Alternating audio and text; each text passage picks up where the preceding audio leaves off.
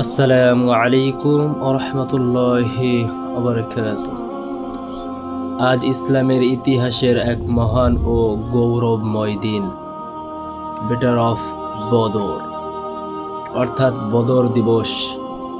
হিজরি দ্বিতীয় বছর রমজান মাসের 17 তারিখ এই ঐতিহাসিক যুদ্ধ সংঘটিত হয়।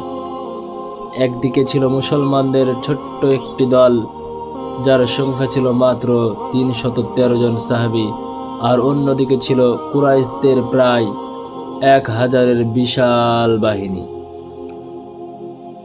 বাইরে থেকে দেখলে মনে হবে মুসলমানদের জয় একেবারে অসম্ভব, কিন্তু মুসলমানদের শক্তি ছিল তাদের ঈমান, আল্লাহর ওপর ভরসা এবং রাসূলুল্লাহ সাল্লাল্লাহু আলাইহি ওয়াসাল্লামের দোয়া।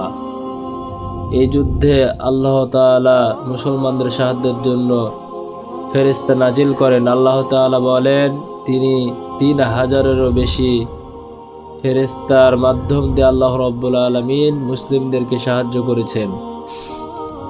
বদরের যুদ্ধ আমাদের একটি বড় শিক্ষা দেয়, যদি ঈমান মজবুত হয়, যদি আল্লাহর উপর পূর্ণ ভরসা থাকে, তাহলে অল্প সংখ্যক মানুষও বড় বড় শক্তিকে পরাজিত করতে পারে। এই যুদ্ধের শহীদদেরকে বলা হয় বদরের শহীদ।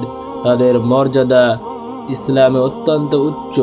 সাহাবীদের মধ্যে যারা বদরের যুদ্ধে অংশগ্রহণ করেছেন তাদেরকে বিশেষ সম্মাননা দেওয়া হয়েছে। তাই বদর দিবস আমাদের মনে করিয়ে দেয় সত্যের পথে দৃঢ় থাকা, আল্লাহর প্রতি পূর্ণ ভরসা এবং রাসূলুল্লাহ সাল্লাল্লাহু আলাইহি সাল্লামকে আনুগত্য করা। ইসলাম ত্যাগ করা এবং স্বীকার করা, ইসলামের জন্য ত্যাগ করা এবং স্বীকার করা। আসুন আমরা বদরের সেই ঈমান, সাহস ও ত্যাগ থেকে শিক্ষা গ্রহণ করি।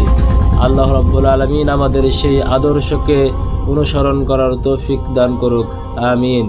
বদর আমার অহংকার, বদর আমার চেতনা। নারায়ে তাকবীর, আল্লাহু আকবার।